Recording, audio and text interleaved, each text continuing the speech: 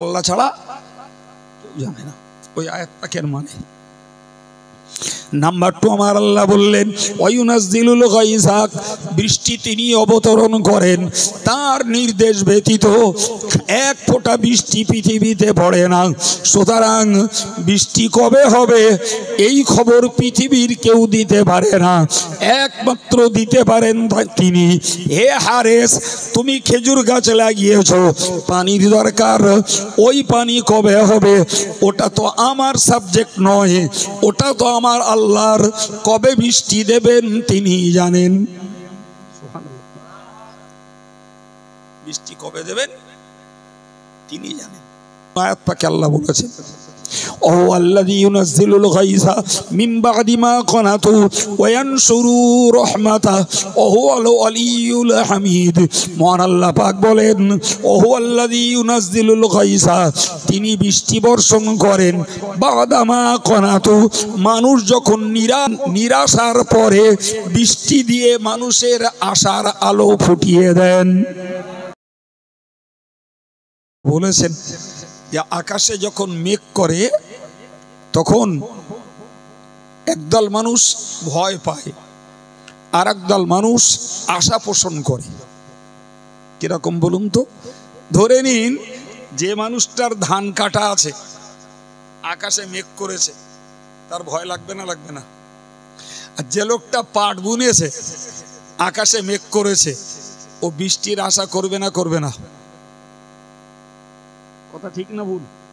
ও চাইছে আল্লাহ বৃষ্টিটা না হোক। আচ্ছা, সবার দাবি যদি আল্লাহ পূরণ করে সেটা আমাদের জন্য ভালো হবে মনে হয়? কখনো হবে না ভাই। মানুষ যে যার নিজের সুবিধা মতো আল্লাহর কাছে ডিমান্ড করে, আর আল্লাহ জন্য লাভজনক নয়। এই জন্য আমাদের উচিত হলো, আমার দাবি আমি আল্লাহর কাছে করতেই পারি, কিন্তু যদি আল্লাহ দাবি পূরণ না করেন অসন্তুষ্ট হওয়াও যাবে না। কারণ এই দাবি পূরণ না করার মধ্যেই আল্লাহ ভালাই রেখে দিয়েছেন। সুবহানাল্লাহ বলে। এই বুঝটা আমরা বুঝি না ভাই। কথাটা বুঝতে পেরেছি আমি? হ্যাঁ, চাইছে পানি না হোক, যে পাট বুনেছে সে চাইছে পানি হোক। প্রিয় ভাইরা আমার, মনে রেখে দিন। এখন আপনি বলুন, আমি যে কথা বোঝানোর জন্য এই কথা বললাম, ফেরাউনের কাছে জনগণ যখন পানির দাবি করলো, ফেরাউন তো আবেগবশত ইমোশনাল হয়ে বলে দিল, যাও কালকে পানি হবে। ওর কাছে পানি আছে বলে দিয়ে জনগণের আন্দোলনটা তো রক্ষে হলো। আপাতত তো পিঠটা বাঁচলো, পরেরটা পরে দেখা যাবে। আমি আপনাদেরকে যে কথা বোঝালাম, এই প্রসঙ্গে আমি আর একটা কথা আপনাদেরকে বোঝাই।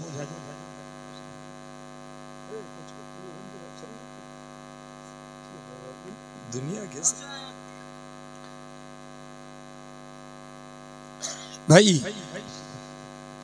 আর একটা কথা শিখুন, সেটা হলো এটাই ভাই, তাহলে বৃষ্টি দেওয়ার মালিককে স্বামী স্ত্রীর দুজনের বীর্যের সংমিশ্রণে সন্তান হয়। আচ্ছা, এই সন্তানটা দেয় কে? এই জায়গাটায় বোধহয় ভুল হয়ে যাচ্ছে। আশ্চর্য ব্যাপার, আমি একাধিক ব্যক্তির কাছ থেকে শুনেছি, বলে হুজুর সেই 8 বছর আগে একটা সন্তান নিল, সেই থেকে চেষ্টা হচ্ছে, তার সন্তান হচ্ছে না, একটা সন্তান নেবে, একটা ছেলে। কথা বুঝতে পেরেছি? এ কথা বলার ছেলে আমাদের দেশে সমাজে বর্তমানে আছে না নাই? কম না বেশি? যথেষ্ট বেশি। তার মানে এদের মানসিকতা হলো, ইচ্ছা করলে সন্তান নেওয়া যায়, আর ইচ্ছা না করি যদি সন্তান নাও নিতে পারি। সত্যি কি ব্যাপারটা এরকম? আমার আল্লাহ পাক কোরআন শরীফে বলেছেন, লিল্লাহি মুলকুস সামাওয়াতি ওয়াল আরদ, আসমান এবং জমিনের অধিকার আল্লাহর। ইয়াখলুকু মা ইয়াশাউ, তিনি যেমনটি ইচ্ছা করেন তেমন সৃষ্টি করেন। ইয়াহাবু ইয়াশাউ ইনাসা, আল্লাহ যাকে ইচ্ছা করেন কন্যা দেন। ওয়া ইয়াহাবু লিমান ইয়াশাউ যুকুরা, আল্লাহ যাকে ইচ্ছা করেন পুত্র ব্যাপারটাই তো আল্লাহর। কার? জোরে বলেন। এই যদি বিশ্বাস হয় তাহলে এবার বলুন তো বাবু, একটা মেয়ের যদি একটা বৌমার পরপর 3টে মেয়ে হয়েছে, শাশুড়ি দোষ দিচ্ছে বৌমার নামে। সত্যি বলছি না গল্প বলছি? ঠিক করে বলেন। করে সংসারটাই নষ্ট করে দিচ্ছে। বউটাকে নারী আর পুরুষ উভয়ের বীর্যের সংমিশ্রণে আল্লাহ সন্তান দেয়। এটা সন্তান প্রজননের পদ্ধতি। জি, কোরআন বলেছে ইয়াখরুজু মিন বাইনিস সুলবি ওয়াত তারাইব, পুরুষের বীর্য বার হয় শিরদাঁড়া থেকে, আর মেয়েদের বীর্য বার হয় বুকের মাঝখান থেকে। সুবহানাল্লাহ বলেন। এই প্রক্রিয়া কার? আল্লাহু আকবার। তাহলে দেখা যায় সন্তান প্রজননের ক্ষেত্রে স্বামীটারও অংশ আছে, স্ত্রীটারও।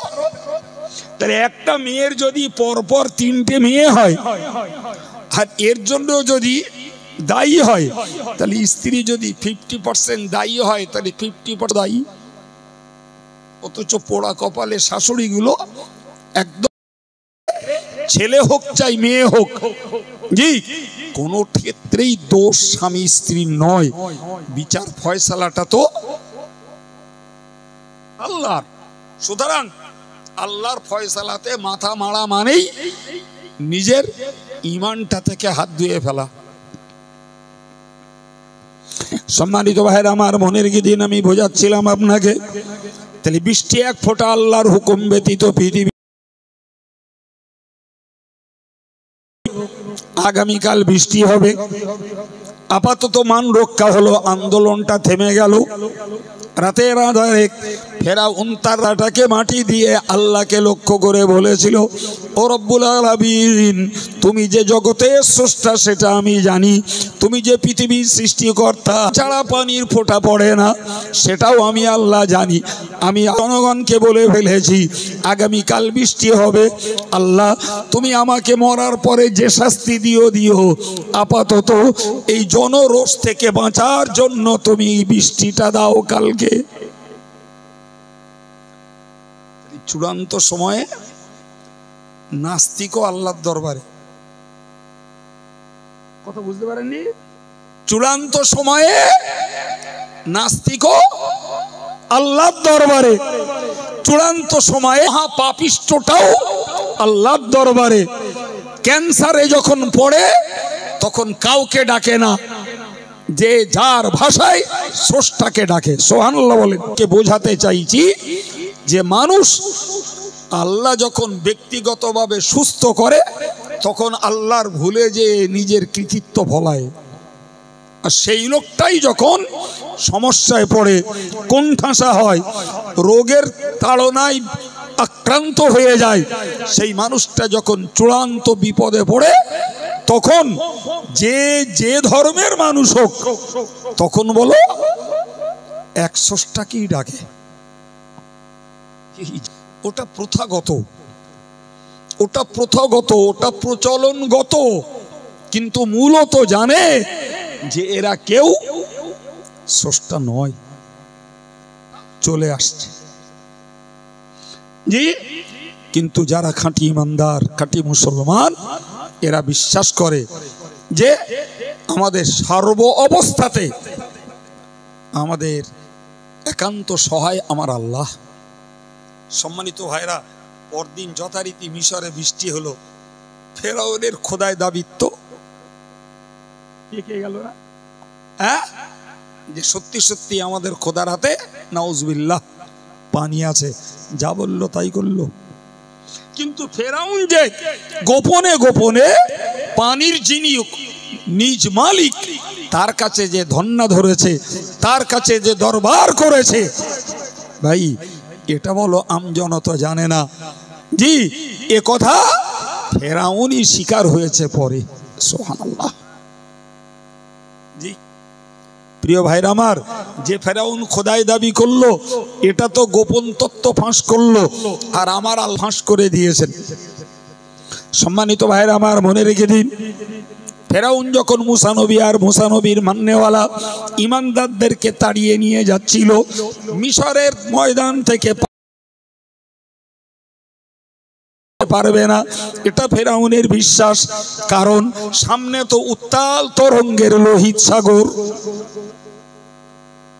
পিছনে ফেরাউনের একদম যুদ্ধ অস্ত্রের সেনাবাহিনী, হাতিয়ার ভরা। মুসা নবীর কওমের কাছে কিচ্ছু নেই, দৌড়চ্ছে দৌড়চ্ছে দৌড়চ্ছে, একদম নদীর কিনারায়, সাগরের কিনারায় পৌঁছে গেল এবং সাগরে নেমেছি। এত পরিমাণ মাছ, মাছের ভয়তে উঠে পড়েছি। পানি আমাদের এই মিনারেল ওয়াটারের থেকেও আরো পরিষ্কার, সুবহানাল্লাহ। মাছগুলো ঘুরছে, কি চমৎকার লাগছে দেখতে। 2 ফুট 3 ফুট পানির নিচে মাছগুলোকে দিব্য দেখা যাচ্ছে। কত বিচিত্র রঙের মাছ, আমাদের দেশে ঘরের এসব মাছ না, বিচিত্র বিচিত্র তাদের রং। তো শুধু একবার তাকিয়ে দেখলাম, কিছুই দেখা যান না, ধোঁয়াশা। ওই সাগর পার হয়েছেন মুসা নবী, সুবহানাল্লাহ বলেন। এই সাগরের কিনারায় দাঁড়িয়ে, সম্মানিত ভাইরা আমার, মুসা নবীর লোকেরা তখন বলছিল, ক্বালু ইয়া মুসা ইন্না লামুদরাকুন, ওগো মুসা, আর তো কোনো উপায় নাই, এবার তো আমরা ফেরাউনের লোকেদের কাছে ধরা খাবো। আর কোনো উপায় নেই, কোনো পরিস্থিতি নেই। হতাশ, নিরাশ, আমাদের দেশে গায়ে যেটা বলে একদম হাতা কাতা ছেড়ে দিয়েছে, কোনো উপায় নাই। এতে ঝাঁপ দিলে মরণ, দাঁড়িয়ে থাকলেও মরণ। মুসা নবী ওই সময়ে দাঁড়িয়ে বললেন, তোমরা হতাশি সায়াদিন, আমি এক আল্লাহকে বিশ্বাস করি, ওই আল্লাহ আমার সঙ্গে রয়েছেন, নিশ্চিত তিনি আমাকে পথ দেখিয়ে দেবেন। আর একটু প্রাণ খুলে বলেন। মুসা নবী কারুর কাছে কেঁদেছে? ফেরাউনের কাছে প্রাণ ভিক্ষা চেয়েছে? নেভার। তিনি ওই চরম জায়গায় দাঁড়িয়ে বললেন, আমার সঙ্গে আমার রব আছে, সুবহানাল্লাহ, আর কেউ না, আমার রব আছে। মুসা নবী এও বলেননি যে তোমরা আছো, আর তারাও বলেননি এ মুসা তুমি আছো, না, নিজেরাও একে অপরের প্রতি ভরসা কেউ কারুর করিনি। মুসা নবী এইটুকু বললেন, আমার সঙ্গে রব আছে, তিনি আমাকে পথ দেখাবেন, সুবহানাল্লাহ। মুসা নবীর লোকেরা ভাবলো এটা মুসা নবী আমাদেরকে সান্ত্বনা দিচ্ছে, এটা স্তোদ বাক্য, এটা মন ভোলাচ্ছে। আদাতে এই কঠিন পরিস্থিতির তৃতীয় কোনো রাস্তা নেই, হয় সাগরে ঝাঁপ দিয়ে মরতে হবে, না হলে ফেরাউনের লোকজনের কাছে। মুসা নবী অটল। আমার আল্লাহ মুসা নবীর ওই এক সত্তা আল্লাহর প্রতি কতটা আস্থা, কতটা ভরসা, কতটা নির্ভরতা, ওটা দেখে নিলেন।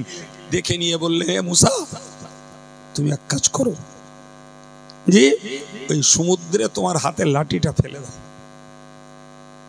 বিশাল সমুদ্র, এইটুকু লাঠি। জি, সম্মানিত ভাইয়ের আমার, আল্লাহর কোরআন বলেছে, ফাদরিবি, ওই লাঠি তুমি নিক্ষেপ করে দাও, ফিল বাহরি, ও মুসা তুমি লাঠি নিক্ষেপ করে দাও, ইয়াবাসাল্লা তাখাফু দারাকাম ওয়ালা তাকশা, তুমি দেখতে পাবে তুমি শুকনো রাস্তা, ভয় বড়। সুবহানাল্লাহ। লাঠি সাগরে ফেললেন, রাস্তা হলো। মুসা নবীর দলে লোক ছিল 12টা সম্প্রদায়, আর 12, এটা কি সুন্দর দাঁড়িয়ে আছে, অবাক কাণ্ড। তাফসীর কারকেরা লিখেছেন, পানি এরূপ, এটা একটা চ্যানেল, এই চ্যানেল দিয়ে একটা সম্প্রদায় যাবে, এরপরে আর একটা চ্যানেল, ওই চ্যানেল দিয়ে আর এক সম্প্রদায় যাবে। জি, 13টা পানির পাঁচিল হলো। সোনাল্লাহ বাড়িয়ে 12 দল লোক, পাঁচিল কটা? 13টা। সর্বোপরি মজার কথা হলো, এই প্রত্যেকটা পানির পাঁচিলে বড় বড় ছিদ্র। আমরা যারা দেশের বাংলায় ফোঁকর বলি, জি, এই প্রথম প্রথম চ্যানেলে যারা যাচ্ছে, ওই 12 নম্বর চ্যানেলে যারা যাচ্ছে ওদেরকে দেখতে পাচ্ছে, কথা শুনতে পাচ্ছে, আর ওরা এদেরকে শুনতে পাচ্ছে। মাঝখানের গুলো সবাই একে অপরের কথা শুনছে আর একে অপরকে দেখতে পাচ্ছে। এই টেনশনটা জানো তাদের, যে আমরা হয়তো বেঁচে গেছি, বাকিগুলো বোধহয় মরে গেছে। আমার আল্লাহ ওই কুদরতটাও দেখিয়ে দেন যে পানিকে দাঁড় করিয়ে দিয়ে পানিতে ছিদ্র। আল্লাহু আকবার। দিব্যু মুসা নবী চলে গেল ওপারে, এপারে মিশর, ওপারে মাদিয়ান শহর, নবী শুআয়ব আলাইহিস সালামের দেশ। সুবহানাল্লাহ। ফেরাউন দেশে দেখলো কি ব্যাপার, কই মুসল লোকজন তাকিয়ে দেখছে, ওই তো নদী পার হয়ে যাচ্ছে। কপাল যখন পড়ে তখন ওইরামি হয়। ওর একবারও মাথায় আসেনি আমার দেশের সাগর, এতে কোনো ব্রিজ ছিল না, এর মাঝখান দিয়ে কোনো রাস্তা ছিল না, আর এক অকৃত্রিম রাস্তা, পানি কাজ করিনি। জি, ফেরাউন দাঁড়িয়ে ভাবছিল নাববো না নাববো না, নাববো না নাববো না, কি করব। ফেরাউনের পিছনে 60,000 সেনাবাহিনী। শুনছেন কথা কি একটু ডাকছে? হ্যাঁ সম্মানিত ভাইরা আমার, ফেরাউন যে ঘোড়ার পিঠে চড়েছিল ওটা ছিল মদ্দা ঘোড়া। আমার আল্লাহ জিবরাইলকে পাঠিয়ে দিলেন, ও জিবরাইল তুমি চলে যাও একটা মেয়ে ঘোড়া নিয়ে। জিবরাইল মানুষের বেশে একটা মেয়ে ঘোড়ার পিঠে চেপে ফেরাউনের ঘোড়ার সামনে যখন হাজির হলো, ফেরাউনের মর্দ ঘোড়া ওই মেয়ে ঘোড়াটার আকর্ষণে ওই জিবরাইল নদীতে নামলেন। ফেরাউনের ঘোড়াও ফেরাউনের নিয়ে নেমে পড়ল। খোদার খেলা কারে বলে বোঝা যাচ্ছে? তুই নামবি নে, ও তো ঘোড়ার পিঠে বসা। ঘোড়ার পিঠে যেটা দেওয়া থাকে ওতে আরবিতে জিন বলে। জি, তার সঙ্গে তোর পা বাঁধা, ও লাফ মারার কায়দা নেই। ঘোড়া ওকে নিয়ে নেমে পড়লো। সামনে যেয়ে ওই যে ঘোড়াটা যাচ্ছিল তারে আর খোঁজ পেল না। কি হলো, কোথায় গেল? তো ঘোড়া চালাচ্ছিল কেডা? জোরে বলে ফেরেশতা। তিনি তো ছিলেন মানুষের রূপে, তা তাকে আর চোখে পাওয়া যায়? এবার যখন ফেরাউনকে মাঝখানে পৌঁছে দিয়ে দুপারের পানি যখন দিল, কোরআন বলছে এবার ফেরাউন বলেছিল আমানতু বিল্লাযী আমানাত বিহি বানু ইসরাঈল, ঈমান এনেছে মুসা নবীর কওমেরা। সুবহানাল্লাহ বলেন। আমি আপনাকে কি বোঝাচ্ছি, যে বড় নাস্তিকও চূড়ান্ত সময়ে কার দ্বারস্থ হয়। সেই যদি চূড়ান্ত সময়ে সেই মালিকের দ্বারস্থ হতে হয়, তাহলে সজ্ঞানে সুস্থ হালাতে তার দ্বারা পড়ে, জ্বালায় পড়ে, বাধায় পড়ে, রোগে পড়ে, দেনাদুনিতে পড়ে, জি আইনের চাপে পড়ে, তখন মালিকের কাছে ঘ্যান ঘ্যান ঘ্যান ঘ্যান করার আগে যদি সুস্থ অবস্থায় ওই মালিকের কাছে মিনতিটা করা যেত, ওতেই মালিক খুশি হয়ে আমাদের দাবি দাওয়াগুলো পূরণ করে দিতেন। কারণ আমাদের অন্য কারোর কাছে যাওয়ার জায়গা নেই।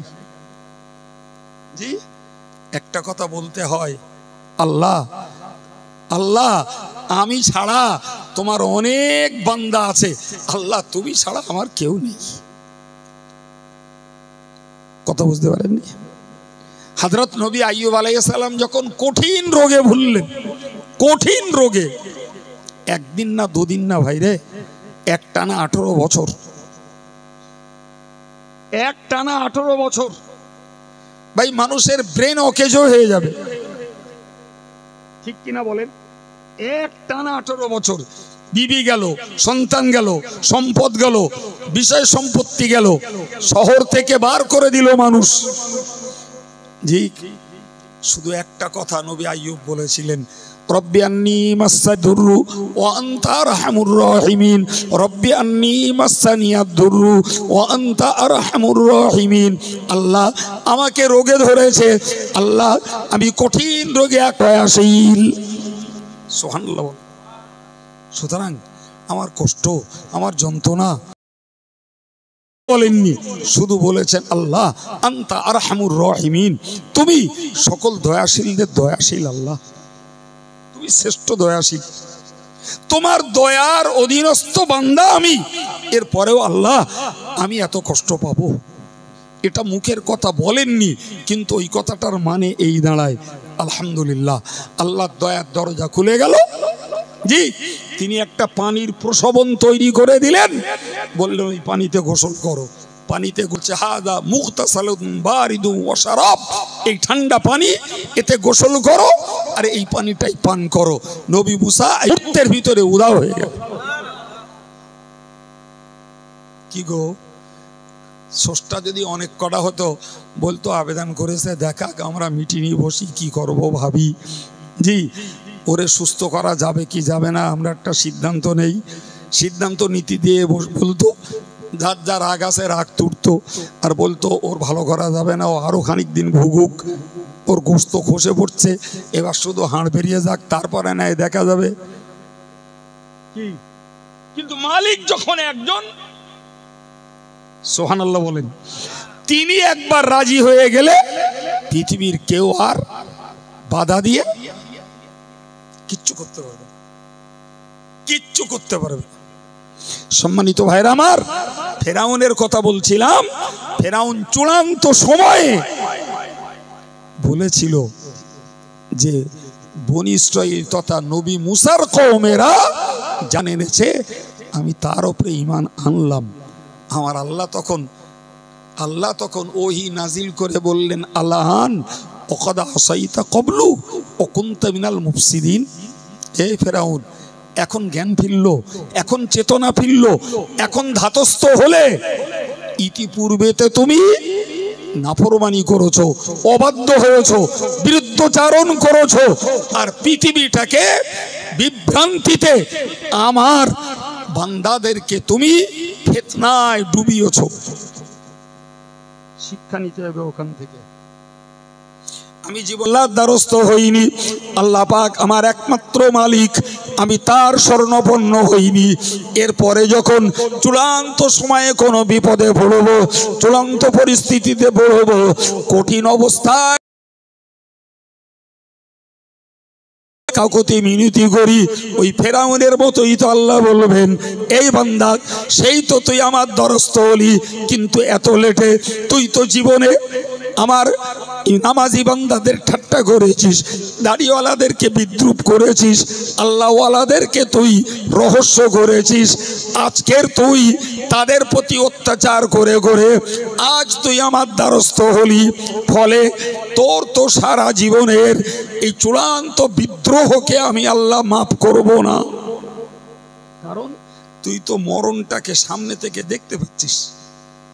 এখন আমি মরণের সিগন্যাল বোঝার আগে যদি তুই ঈমান আনতিস, তাহলে তোর ঈমান আমি কবুল করে তোকে আমি গ্রহণ করে নিতাম।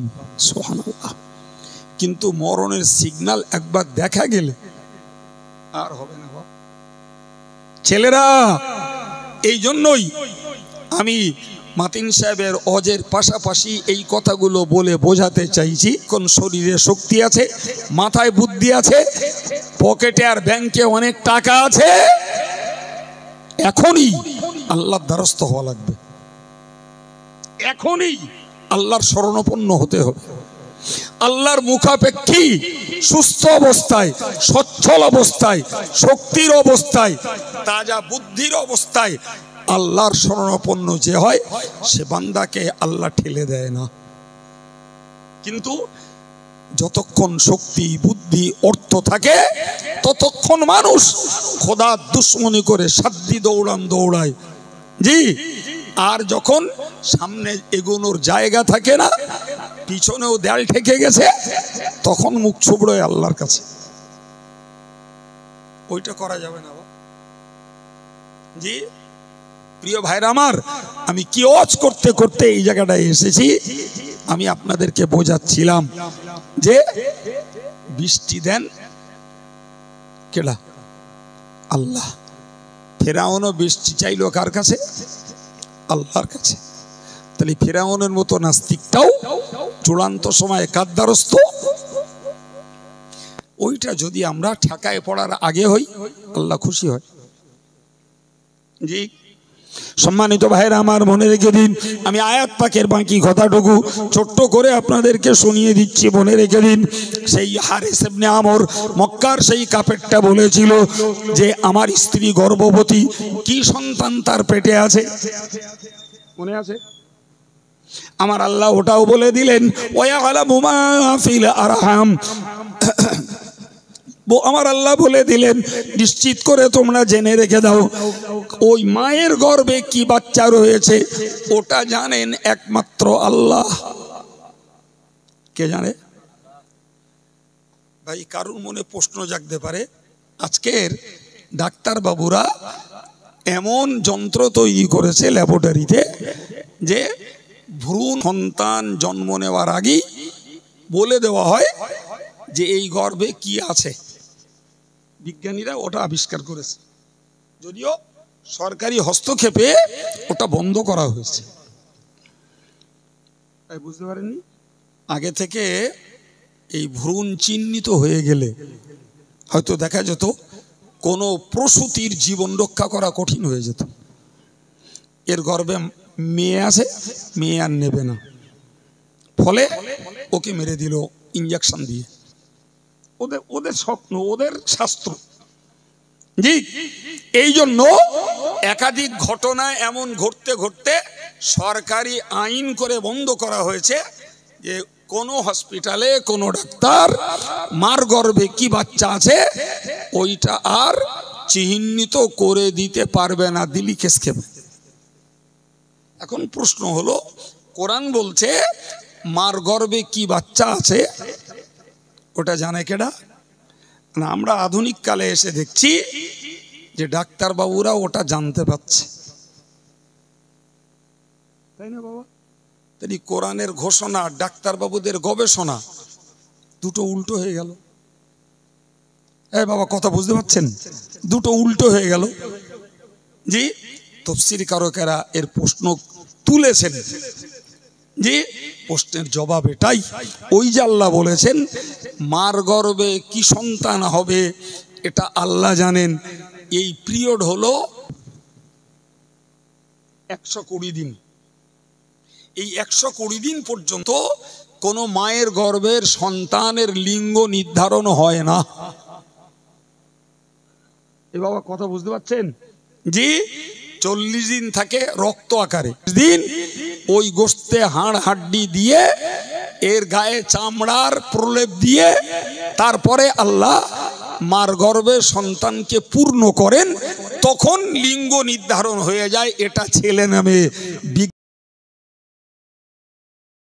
এর বীর্যযোগী আগে ল্যাবরেটরিতে দিয়ে দিত যে তোমার একটু পরীক্ষা করে দেখো যে আমার এই বীর্যে ছেলে আছে না মেয়ে আছে, যদি ছেলে হয় তাহলে সন্তানটা নেব অর্থাৎ হোক, আর যদি মেয়ে হয়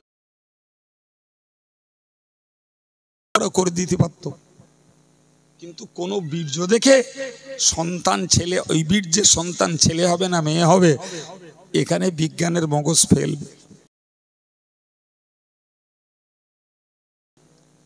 তাহলে কোরআনের আপন ঘোষণা আপন জায়গায়, জোরে বলেন ঠিক না ভুল? তো এরকম আস্তে করে বলতে তো। সম্মানিত ভাইরা আমার, আয়াত পাকে আরো কথা রয়েছে। ওই হারিস ইবনে আমর মক্কার ওই কাফেরটা আমার নবীর কাছে বলেছিল ওমা তাদরি নাফসুম মাযা তাকসিবু গাদা। ওর প্রশ্নটা ছিল এটাই, ও মুহাম্মদ আগামীকাল আমি কি রোজগার করব, কোথায় যাব? ভাইরা আমার, পরিকল্পনা আমরা করি বটে, কিন্তু পরিকল্পনা করার পরেও পরিকল্পনা ভেস্তে যায়, যায় না? নিয়েছিল কালকে কলকাতায় যাব, নিয়েছিল কালকে মাঠে ধান রোবো, নিয়েছিল কালকে অমুক জায়গায় কুটুম বাড়ি যাব। সকালবেলা সব স্বপ্ন, কলকাতা যাওয়া বন্ধ, ধান রোয়াও বন্ধ, কুটুম বাড়ি যাওয়াও বন্ধ। চলো এখন বের শেষকৃত্য সম্পন্ন করতে যেতে হবে। অতএব আমরা যতই কল্পনা আঁটি বাবা, ওই কল্পনা বাস্তবায়িত হওয়া না হওয়া কার হাত? এই জন্য কোরআন শরীফে আল্লাহ বলেছেন, ওয়ালা তাকুলান্না লিশাইইন ইন্নী ফাইলুন যালিকা গাদা ইল্লা আন ইয়াশা আল্লাহ। আল্লাহ বলেছেন, খবরদার তোমরা আগামী কালকের কোনো কাজ করবে এরকম কথা বলো না, বলো না। কাল কলকাতা যাব, কাল ধান দেবো, কাল কুটুম বাড়ি যাব, কাল ছেলে দেখতে যাব, কাল মেয়ে দেখতে যাব, জি কালকে একটু বেড়াতে যাব, এইভাবে তোমরা কোনো কথা বলো না। কালকের কল্পনায় যদি বলতে হয় তাহলে সঙ্গে জুড়ে দাও ইনশাআল্লাহ। সুবহানাল্লাহ বলবেন না? এগো এটা আমল না বেআমল? এটা প্রত্যেকটা কথা। ধান ডুবে, ইনশাল্লাহ কালকে ধান ডুবো, ইনশাল্লাহ কাল একটু কলকাতা যাওয়ার ইচ্ছা আছে, ইনশাল্লাহ কালকে মেয়েটার জন্য একটা ছেলে দেখতে যাব, ইনশাল্লাহ কালকে নিয়ে যাচ্ছে একটু কুটুম বাড়ি যাব। আমার আল্লাহ বললেন, বান্দারে তুমি যখন ভবিষ্যতের কোনো কাজের ক্ষেত্রে ইনশাল্লাহ বলবে, আমি আল্লাহ পাক তোমায় জানিয়ে দিলাম ওই কাজ সম্পন্ন করতে আমি আল্লাহ সাহায্য করব। ইনশাল্লাহ বললে লাভ না লস? ভাই আমার বলতে হবে না, মনে মনে ভেবে দেখেন দিন, আমরা আমাদের কজনের ইনশাল্লাহ বলা অভ্যাস আছে? শতকরা 2-10টা হবে কিনা সন্দেহ, বাকি বেমালুম বলে যাচ্ছি, কালে এই করবো, ওই করবো, সেই করবো, তাই করবো, অমুক করবো, তমুক করবো। ইনশাল্লাহর কোনো বালাই নেই। কি গো, ওই জন্য বলেছি এটা আমল শেখাচ্ছি বাবু। সহিহ বুখারীর একটা হাদিস শুনুন। হযরত নবী সুলাইমানের 100 স্ত্রী ছিল। কটা? ওই ধর্মের, এ ধর্মে না বলো বাপ, গুলিয়ে ফেল কেতা, ওইসব চলবে না। বাবাকে 100 যে এই কথাগুলো শেখালাম কোরআনের বক্তব্য, সেই কাফের হারেস ইবনে আমি আজকের এই কাজ করেছি, কালকে কি করব বলো? আজকে এই কামাই করেছি, কাল কি কামাই করব বলো? আমার আল্লাহ বললেন, ওমা তাদরি নাফসুম বিআইয়া ওমা তাদরি নাফসুম মাযা তাকসিবু গাদা। পৃথিবীর কোনো মানুষ জানে না আগামীকাল সে সত্যিই কি করবে। কল্পনা করতে পারে, নিয়ত করতে পারে, আশা করতে পারে, কিন্তু আল্লাহ যদি তার কল্পনা, তার আশা, তার নিয়তকে বাস্তবায়িত করতে দেন তো তবে হবে, না হলে তার কল্পনা আতুর ঘরেই নষ্ট হয়ে যাবে। সে যা ইচ্ছা করবে সেটা তার দ্বারায় সম্পন্ন নাও হতে পারে। ফলে আজকে তুমি এই কামাই করেছো, কালকে কি কামাই করবে ওই খবরটা একমাত্র আল্লাহ জানেন। কথা বোঝাতে পারছি? আর কেউ না, আর কেউ না। 5 নম্বর, ওই হারিস ইবনে আমেরের বক্তব্য ছিল যে আমি জন্ম নিয়েছি ধরুন মক্কায়, জন্ম নিয়েছি আমি খোর্দে, জন্ম নিয়েছি জলসেরিয়াতে, জন্ম নিয়েছি গাঁড়াকূপে, মরব কোথায় কেউ জানি না। কেউ সুন্দরবনে মধু ভাঙতে যেয়ে বাঘের পেটে যাচ্ছে, কেউ সাগরে মাছ ধরতে যেয়ে পানির তলায় কবর হচ্ছে, যে মাছের খোরাক হয়েছে। কথা বুঝতে পারছেন না?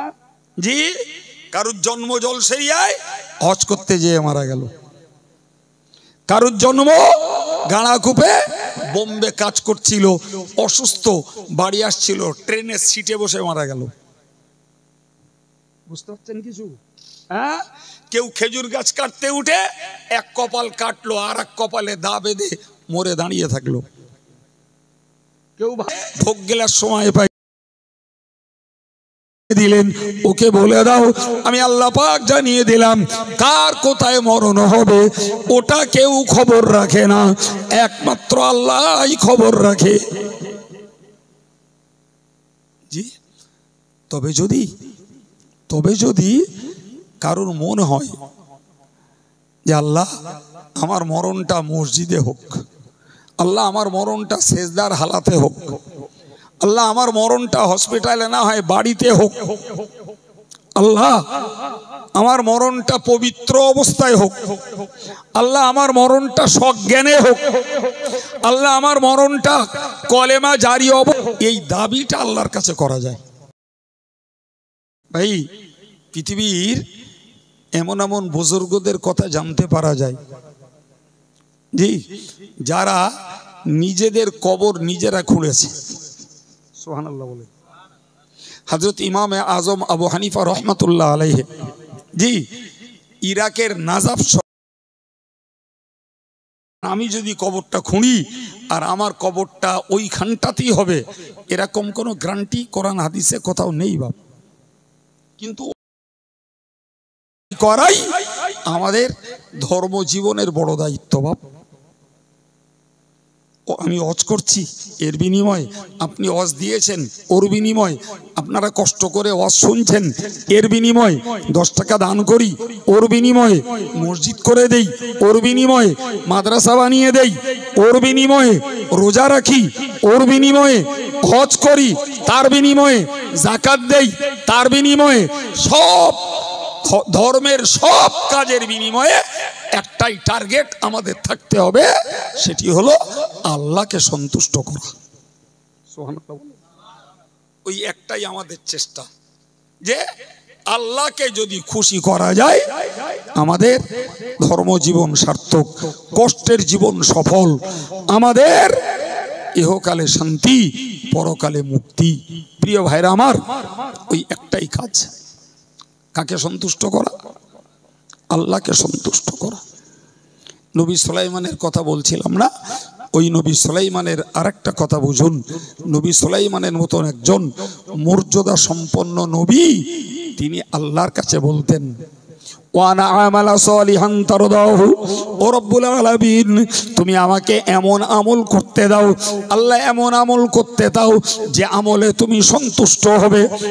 তিনি শুধু বলতেন না আল্লাহ আমল করতে দাও, এ কথা তিনি বলতেন না, বরং বলতেন আল্লাহ এমন আমল করতে দাও যাতে তুমি খুশি। নবী যদি এই দোয়া করেন, আমাদের করার দরকার আছে না নেই? আমরা প্লেন মোহাব্বতের টানে ইবাদত আমলগুলো করি, মাশাআল্লাহ জি আমরাও করি, আমাদের মায়েরাও করে, কিন্তু এই বুলিটা বলো আমাদের মুখে খুব একটা নেই, এই বুলিটা আমাদের নেই জি, যে আল্লাহ তুমি সন্তুষ্ট হও সেই রকম আমল আমার করতে দাও। এই কথা থেকে আরেকটা জিনিস বোঝা যায়, আমলের ইচ্ছা করার দায়িত্ব আমাদের, আর আমলটা সম্পন্ন করিয়ে নেন আল্লাহ। এই কথা বুঝতে পেরেছেন? নিয়ত ছিল আজকের এই জবরসালটায় একজন ভাই আসবেন, এমন একটা বিপদে পড়ে গেছে তার আর আশা হয়নি, তার মানে আল্লাহ তার জন্য এই মজলিসে আসা মঞ্জুর করেননি। একটা ভাই বাড়ির থেকে বেরিয়েছেন মসজিদে জমাতে নামাজ পড়বেন, ওই মাঝখানটায় যে পায়ে হোঁচট লেগে পড়ে গেছে জি, হয়তো পাটা ভেঙে গেছে, নামাজ পড়তে যাওয়া বাদ দিয়ে হসপিটালে যেতে হচ্ছে। এই বুঝতে পারেননি কথা? এই জন্য আমাদের এটাও শিখতে হবে, ইচ্ছা করার দায়িত্বটা আমাদের, আর সম্পন্ন করিয়ে দেওয়ার দায়িত্বটা। সুবহানাল্লাহ বলেন। আমরা এটাও বলো বুঝি নে বাপ, এটাও বুঝি নে, ইচ্ছা করার শক্তিটা আল্লাহ আমাদের দিয়েছে, কিন্তু কাজটা সম্পন্ন করানোর চাবিকাঠি কার কাছে? আল্লাহর কাছে। এই জন্য ইচ্ছা করেও ভরসা করতে হয়। আল্লাহ পাক এই জন্য কোরআনে বলেছেন তোমরা যে কাজই করতে যাও না, ওয়াশাবিরুহুম ফিল আমরি, প্রত্যেকটা বিষয়ে তোমরা পরামর্শ করো, যুক্তি করো, ছেলের সঙ্গে, ভাইয়ের সঙ্গে, নিজের স্ত্রীর সঙ্গে, কি নিজের পরিচিত একটা মানুষের সঙ্গে একটা পরামর্শ করো। ছেলে মেয়ে বিয়ে দেবে, উভয় পক্ষ দেখা দেখি করে পরামর্শ হয়ে গেছে জি, ডেট নির্ধারণ হয়ে গেছে, কতটা বরযাত্রী কন্যা যাত্রী যাতায়াত করবে সব কমপ্লিট। আল্লাহ বলছেন ফাতাওয়াক্কাল আলাল্লাহ, তুমি মশওয়ারা করেছো, যুক্তি করেছো, পরামর্শ করে সিদ্ধান্ত যেই হবে এবার ভরসা করো আল্লাহর উপর। সুবহানাল্লাহ বলেন। কার উপরে ভরসা? তুমি ভেবো না যে আমরা শিক্ষিত জ্ঞানীগুণী মানুষকে নিয়ে একটা সিদ্ধান্ত নিয়েছি, এটাই সম্পন্ন হবেই হবে না। বলো, আল্লাহ চাইলে ভেস্তে দিতে পারে। এই জন্য আল্লাহ বলেছেন, বান্দা তুমি যখনই কোনো বিষয়ের সিদ্ধান্ত নাও, সিদ্ধান্ত চূড়ান্ত পাকাপাকি হলে এবার তুমি আমার উপরে ভরসা করো। সুবহানাল্লাহ বলেন। আমাদের দরকার আছে না নাই? তাহলে আমি ঘুরিয়ে ঘুরিয়ে যত কথাই বলেছি, টার্গেট আমার একটাই, যে আমাদের জন্য এক আল্লাহই যথেষ্ট, এবং আমাদের সবকিছু পেশ করার একটাই দরবার, সেটা আমার আল্লাহর দরবার। ভাইরা আমার আল্লাহ বললেন, বান্দা তুমি যখন ভরসা করে, তুমি যখন চুক্তি করে সিদ্ধান্ত নিয়ে একটা সিদ্ধান্তে পৌঁছে আমার প্রতি ভরসা করবে, বান্দা ইন্নাল্লাহা ইউহিব্বুল মুতাওয়াক্কিলিন, যারা আমি আল্লাহর উপরে ভরসা করে এদের প্রথম পাওনা হলো আমি আল্লাহ তাদের ভালোবাসি। তার মানে বান্দা নিজে নিজে মাতব্বরি করিনি, বান্দা নিজে নিজের দৌরত্ব, নিজের কৃতিত্ব, নিজের বুদ্ধি, নিজের টাকা পয়সার গড়াইত্ব দেখাইনি। বান্দার দায়িত্ব ছিল মশওয়ারা করার, পরামর্শ করার, যুক্তি করার, একটা মানবীয় সিদ্ধান্ত নিয়েছে, কিন্তু ভরসা করেছে আমার উপরে, ফলে আমি আল্লাহ বাসি। ভাই আল্লাহ যখন ভালোবাসে তো সেই বান্দার ক্ষতি, জোরে বলেন, আল্লাহর উপরে ভরসা করি। ভাই আল্লাহ যেহেতু ভালোবাসে তাই সে কাজটা খোদাই মদদ দিয়ে আল্লাহ পাক সম্পন্ন করিয়ে দেন। অন্যথায় দেখা যায়, জি আমি বাস্তবের উদাহরণ বলছি, ছেলে মেয়ে দেখাশোনো, বিয়ের ডেট, হ্যালো ভাই একটু গন্ডগোল হয়েছে তো ওই বিয়েটা হবে না, এরকম খবর থাকে না? 30 সেকেন্ডের খবর, যার পক্ষেই যাক ভাই আর যার বিপক্ষেই যাক সে হতাশায় হাবুডুবু খেলো। এরকম ঘটনাও আমাদের দেশের একটা কথায় বলে, বিয়ের পিড়িতে বর উঠে যায়, একটা কথায় বলে না জি, বিয়ের পিড়িতে বর উঠে যায়। তাহলে মানুষের সিদ্ধান্তই চূড়ান্ত হবেই হবে বাবা। আমাদের মন তৈরি করার মতো, বিশ্বাসঘাতকতার মতো, আল্লাহমুখ হওয়ার জন্য, আল্লাহর প্রতি ভরসা করার জন্য আমাদের উপকারে আসবে এরূপ কিছু কথা আল্লাহ বলিয়েছেন। কি ওয়াজ করতাম জানি না, জি জায়গাটায় দাঁড়িয়ে আপনাদের এই কথাগুলো শোনাতে চেষ্টা করেছি। দরকার মনে রেখে কাজে লাগানোর, জি আল্লাহ তৌফিক দেন, বলুন আমিন। আর একটু মন খুলে বলেন আমিন। আসুন প্রিয় নবীর প্রতি সালাম, ইয়া নবী।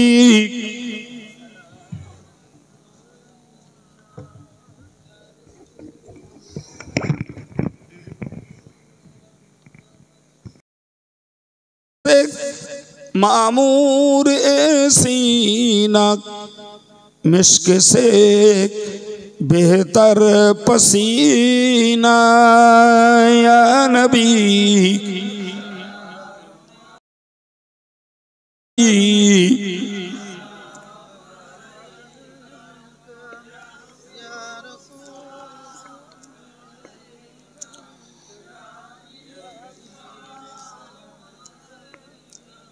साद या सुनत जमीउ खिसालिही सल्लु अलैहि व आलिही अल्लाहुम्मा